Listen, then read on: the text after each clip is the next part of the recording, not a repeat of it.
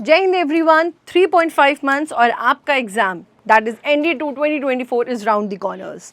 अब NDA 1 2024 तो बीत गया, what is gone is gone. अब आगे की बात करते हैं कि आगे की प्रिपरेशन क्या होने वाली है। बट अपनी गलतियों से सीखना हमारा फर्ज है और उसके पैटर्न को समझना भी हमारी आवश्यकता है। इसीलिए एक बार ये ज़रूर समझेंगे बच्चों कि इंग्लिश में चेंजेस क्या रहे हैं NDA 1 2024 में, जिसके बेसिस से हम लोग प्रिपेयर करेंगे अपने आने वाला एग्ज़ाम।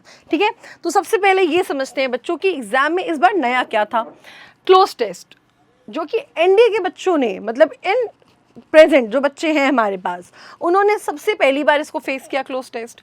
ऑल्दो ये सारा कुछ आपसे पूछा जाता था 2016-17 से पहले, मतलब एक मिक्स्ड वैरायटी हमेशा से रही है UPSC की ही चॉइस। बट पिछले कुछ समय से एक पैटर्न ना फिक्स हो गया था बच्चों, और बच्चे भी उसी पैटर्न में बहुत सूटेबल हो गए थे। इस बार थोड़ा सा ये मोनोटोनी तोड़ी है। पार्ट्स ऑफ स्पीच के 5 क्वेश्चंस, ऑल्दो ये क्वेश्चंस बहुत ईजी रहे हैं बट पैटर्न तो चेंज हुआ है ना। एरर्स इस बार मिस थे, जो कि बच्चों को एक रिलीफ मिली है, क्योंकि एरर्स ये एक ऐसा टॉपिक है जिससे बच्चे डर जाते हैं कि भाई हमें एरर नहीं मिलता, सेंटेंस पढ़ने में नहीं आता। एंड मोर ओवर उसके अलावा सेंटेंस कंप्लीशन के भी कितने क्वेश्चंस थे, 10 क्वेश्चंस थे। तो अब यहाँ पे ये देखने की बात है बच्चों कि ग्रामर का जो पोर्शन है, जो पहले 10 क्वेश्चंस में आया करता था, अब वो 10 से सीधा उसने हाइक ले लिया है 25 क्वेश्चंस में। मतलब ग्रामर 50% कवर कर रहा है UPSC when it comes to English exams. But ये जो ग्रामर है ये पूरा कॉन्टेक्स्ट बेस्ड नहीं है, ये अंडरस्टैंडिंग बेस्ड है, रीडिंग बेस्ड क्वेश्चन है इसमें। Beat your cloze test, beat your parts of speech, beat your cloze test. आपको टॉपिक की डेप्थ समझ होनी चाहिए, आपको रूल्स रटने नहीं है। रूल बेस्ड एग्जाम में एरर्स नहीं आए हैं, ना ही सेंटेंस कंप्लीशन आया है। एक अंडरस्टैंडिंग बेस्ड, मतलब इंग्लिश एज अ होल आप कितनी जानते हैं, उस कॉन्टेक्स्ट में आपसे क्वेश्चंस ग्रामर में भी पूछे गए हैं। तो इस बात की आपको खास ख्याल रखना है कि देखो इस बार का जो पेपर है, जो आपको NDA 2 2024 में देखने को मिलेगा, वो शायद इतना आसान तो नहीं होगा। That is what I believe. तो इसके लिए हमें प्रिपरेशन अभी से और आज से ही शुरू करनी पड़ेगी। एंड आई एम श्योर कि आपने पहले से भी प्रिपरेशन शुरू कर रखी होगी, बट इस प्रिपरेशन को एक सही रास्ता दिखाना, एक सही गोल तक पहुंचाना is our motive, and that is why we are here. और इसीलिए ये वीडियो बनी है, तो अंत तक इस वीडियो को ज़रूर देखना है, राइट। तो ये पोर्शन था जो न्यू था, जिसको हम कह सकते हैं एक न्यू पैटर्न में इसको इंट्रोड्यूस किया गया था। आगे बात करते हैं। अब देखो कॉम्प्रिहेंशन के बच्चों 5 क्वेश्चन, सिनोनिम्स के 5 क्वेश्चन, PQRS वर्ड्स के 5 क्वेश्चन, इडियम्स एंड फ्रेजेस के 5 क्वेश्चन और एंटोनिम्स के 5 क्वेश्चन। अब ये 5-5 करते करते बहुत वैरायटी हो गई। अब क्या ये चेंजेस आगे देखने को मिलेंगे? वाई नॉट, बिल्कुल देखने को मिल सकते हैं। ये भी हो सकता है कि वही वापस से अपना ट्रेंड पकड़ ले, 10 question errors, 10 question synonym, 10 antonym, 10 आपका PQRS और 10 आपका idioms and phrases. We should be ready for everything what UPSC gives us. It is just that we have to serve the best. हमें अपना सब कुछ बेस्ट देना है। एंड द पॉइंट इज कि जितना चेंज रहेगा उतना पेपर आसान भी हो सकता है।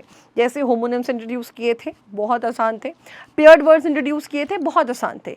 इट इज़ ऑलवेज दैट कि आपको 180 से नीचे तो लाना ही नहीं है। और अगर ये पैटर्न रहा तो इस पैटर्न में तो आप 180 से नीचे ला ही नहीं सकते। अब इसी के अकॉर्डिंग हम मान लेते हैं कि पेपर टफ हो जाए, तो हमारी प्रिपरेशन भी तो उतनी स्ट्रांग होनी चाहिए। अब तो हमारे दिमाग में ये आइडिया बैठ ही गया है कि इसके साथ साथ हमें होमोनिम्स और पेयर्ड वर्ड्स जैसे टॉपिक पे भी ध्यान देना है। और जब हमें ये आइडिया मिल गया है, क्योंकि भाई UPSC CDS भी बनाता है और CDS से कहीं ना कहीं इन्फ्लुएंस होकर हमारा पैटर्न ट्विस्ट हो सकता है, तो उसके अकॉर्डिंग हम लोग इतना भी ध्यान देंगे बच्चों कि होमोनिम्स और पेयर्ड वर्ड्स भी साथ साथ करते चले। अब इसको करना कैसे है? देखिए, अपना स्केड्यूल इंग्लिश का ऐसे डिस्ट्रीब्यूट कर लो बच्चों कि आपको आपके इंग्लिश में डिविजन मिल जाए प्रॉपर, कि आप एटलीस्ट 1 घंटा ग्रामर को दे, 30 मिनट्स वोकैबुलरी को दे। और वोकैबुलरी के लिए कहीं भटकने की जरूरत नहीं है। Lexicon is the best, and I bet you on this, I can bet you on this. Lexicon best है जो अभी तक प्रूव हुआ है। मतलब I have been seeing it since last 5 years। ये बेस्ट है। सोचो कितने पहले से ये लेक्सिकन बनी हुई है, कितने पहले से ये बच्चों को सर्व कर रही हुई है, राइट। तो 30 मिनट्स आपको वोकैबलरी पे देना है, 1 hour आपको ग्रामर पे देना है, एंड 40 मिनट्स आपको रीडिंग पे देना है। उसके लिए आप ऑल्टरनेट डेज पे उठाओ कॉम्प्रिहेंशन, PQRS और क्लोज टेस्ट। अब ये समझो, Monday comprehension, Tuesday PQRS, Wednesday cloze test, Thursday comprehension, Friday PQRS, Saturday cloze test. Sunday को सिंपली क्या करना है, होमोनिम्स और पेयर्ड वर्ड्स को कंपाइल करके क्या करना है, रिवाइज करना है। ऐसे करते करते आपके पास जो सेट बनेगा, trust me, it will be worth the selection. आपको खुद को समझ में आएगा 2 महीने बाद कि I have collected ample of material, और ये मटेरियल कलेक्शन के साथ साथ आपके दिमाग में भी बैठ चुका है, क्योंकि आप संडे को grammar as a whole, vocabulary और अपना होमोनिम्स और पेयर्ड वर्ड्स रिवाइज भी कर रहे होंगे। क्योंकि अगर आप चाहते हैं आगे का सिलेक्शन, तो ये कुछ की पॉइंट्स हैं जो आपको ध्यान देना होगा। सबसे पहला, मेक प्रॉपर नोट्स। जैसा कि अभी हमने बताया, जो एक स्केड्यूल बताया है उसके अकॉर्डिंग अगर आप काम करते हैं, या if you want you can make better of it. एक प्रॉपर नोट्स बनाने की बहुत आवश्यकता है। आप ऑफलाइन पढ़िए, ऑनलाइन पढ़िए, यूट्यूब से पढ़िए, आप जहाँ से पढ़ते हैं, जिससे पढ़ते हैं, beat anyone, even us, like we are someone who can assure you कि अगर आप हमारे नोट्स, स्पेसिफिकली अगर हम इंग्लिश की बात करते हैं, तो अगर आप मेरे नोट्स ग्रामर के लेते हैं, आपको इससे ज़्यादा ग्रामर में कहीं भी भटकने की ज़रूरत नहीं है। And I can let you trust on this. आप सिर्फ 2 से 3 क्लासेस करके देखिए, you will get to know that. MKC CDS NDA online channel है हमारा यूट्यूब पे, जाके उसको सब्सक्राइब करिए। MKC लर्निंग ऐप डाउनलोड कर सकते हैं, हमसे ऑफलाइन मिल सकते हैं, जो जिसका कि कोई तोड़ी नहीं है ना। तो प्रॉपर नोट्स बनाना है। उसके अलावा focus on grammar and reading. Grammar and reading पे फोकस करने से आपकी वोकैबलरी, रीडिंग से बेसिकली आपकी वोकैबलरी भी बूस्ट होती चली जाएगी। Then work schedule, very important. अगर आपने वर्क स्केड्यूल नहीं बनाया, at the end of the day how you will get to know कि आपने क्या अर्न किया, क्या नया सीखा, वो भी तो ज़रूरी है ना बच्चों। सो उसके अलावा कंसिस्टेंसी। बच्चों, बी अ टॉर्टोइज, जो डेली काम करता है। डोंट बी अ रैबिट कि एक बार दौड़ा, थक गए, छोड़ दिया।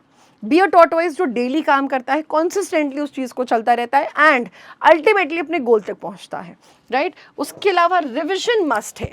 वीकली अपना रिविजन का टारगेट्स रखो कि भाई वीकली हमें रिविजन करना ही करना है, अदरवाइज आप आगे बढ़ते जाओगे, पीछे का छूटता जाएगा। एंड देन वो बैकलॉग एक ऐसी चीज़ है ना, जो ज़िंदगी, मतलब ये ऐसी बीमारी है जिसका कोई इलाज ही नहीं है ना। This is treatless, it can not be treated. So get to know कि रिविजन मस्ट है करना। Next, check your morning routines. Morning को आप जितना यूटिलाइज कर सकते हैं अपने पढ़ाई को लेके, उतना आप पूरे दिन को यूटिलाइज नहीं कर सकते। तो always check what you are doing in the morning. Do some exercise. It's very important to keep your brain healthy, to keep your body healthy, because a healthy brain resides in a healthy body only. Always remember this बच्चों। इसलिए morning exercises must हो जाती है।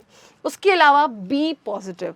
Always tell your self that you can do it, because I believe you can do it if you follow these steps. Jai Hind.